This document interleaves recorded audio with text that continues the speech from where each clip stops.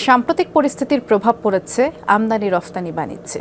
Chittagong custom হাউসে শুল্কায়ন কার্যক্রম অনেকটাই সীমিত। পণ্য খালাস না হওয়ায় কন্টেইনার জট প্রতিদিনই বাড়ছে। আর এমন পরিস্থিতিতে উদ্বেগ প্রকাশ করে দ্রুতই পুরোদমে কার্যক্রম চালুর তাগিদ দিয়েছে বিজিএমইএ।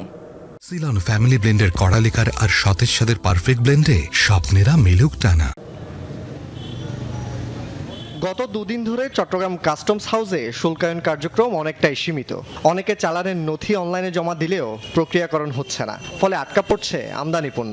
তার উপর নিরাপত্তাহীনতার কারণে কর্মকর্তা কর্মচারীরা বেরিয়ে যাচ্ছেন আগে ভাগে। এমন পরিস্থিতিতে সকালে কাস্টমস হাউসে গিয়ে আমদানি রফতানি বাণিজ্যের স্বার্থে পুরোদমে শুল্কায়ন কার্যক্রম চালুর দাবি জানান বিজিএমইএ নেতারা।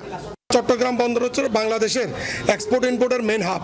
এটা যদি কোনো অবস্থাতে বন্ধ হয়ে যায় তাহলে কিন্তু আমাদের সামনে অর্থনীতির জন্য বড় আর একটা ধাক্কা আসবে।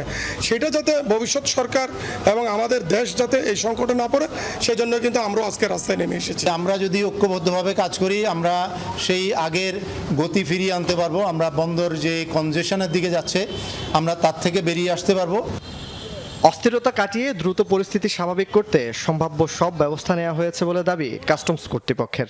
নিরাপত্তার বিষয় নিয়ে আমরা এখন আর খুব বেশি শঙ্কা বোধ করছি না। আমাদের সকল অফিসের সকল স্তরের কর্মকর্তা কর্মচারীবৃন্দ উপস্থিত আছেন এবং ফুল সুইংয়ে কাজ হচ্ছে।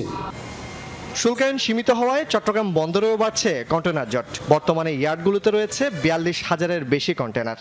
ডেলিভারি কম হলে আমরা যেটা সংখ্যায় থাকি সেটা হচ্ছে যে কন্টেইনারটা বেড়ে যায়। আমাদের তো একটা নির্ধারিত ধারণ ক্ষমতা আছে, সেই ধারণ ক্ষমতার কাছাকাছি চলে গেলে কন্টেইনার হ্যান্ডলিংয়েও সুবিধা হয় এবং আমাদের এটা একটা উদ্বেগের কারণ হয়ে দাঁড়ায়। আমাদের আহ্বান থাকবে যে মালামালগুলো দ্রুত ডেলিভারি নিয়ে চট্টগ্রাম বন্দরকে যেন ভিতরে আমাদের অবস্থাটা ভালো করে। জুবাইদ ইবনে শাহাদাত, যমুনা নিউজ, চট্টগ্রাম।